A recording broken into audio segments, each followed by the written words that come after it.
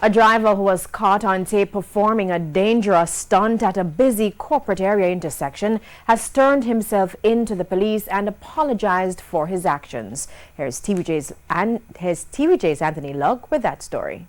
August 16 Twitter post with the video attached is what sparked public interest. It tagged the Jamaica Constabulary Force and says, "Find them." In the 21-second video, the car can be seen spinning wildly at the intersection of Dunrobin Avenue and Lindsay Crescent.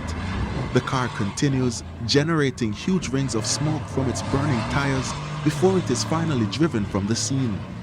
On Tuesday morning, our news team was informed that the driver and the police would be meeting at the same location. When we arrived shortly after 3, tire marks from Friday's stunt still present.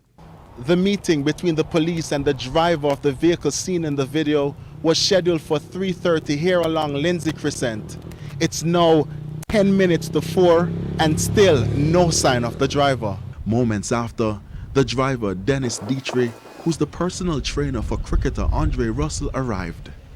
Yes, I'm really sorry about this. I never really know it would really get big like this. I was just doing some fun with the car because it's a fast car. When I find out that it's something really wrong I did, so I'm so sorry about it, and it will never happen again. Why did it happen though? Well, you know, as I say, it's a fast car I'm driving, so from I put in a lock and power the car, it will turn. The video has caused public outrage, with many Jamaicans condemning the driver's actions and questioning the safety of the maneuver. When you're around the steering sometime, you know, it kind of gets you a little bit aggressive because the car is an aggressive car.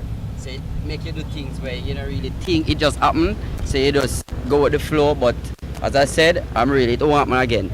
Meanwhile, head of the Public Safety and Traffic Enforcement Branch, ACP Gary Welsh, says this behavior will not be tolerated. This is what you do not do on the public roads. In this particular instance, what he did amounts to careless driving because it endangered other members of the public. And every single person that felt that fear is a different count. Now, he came in today and we had a teaching moment, and he has learned from that.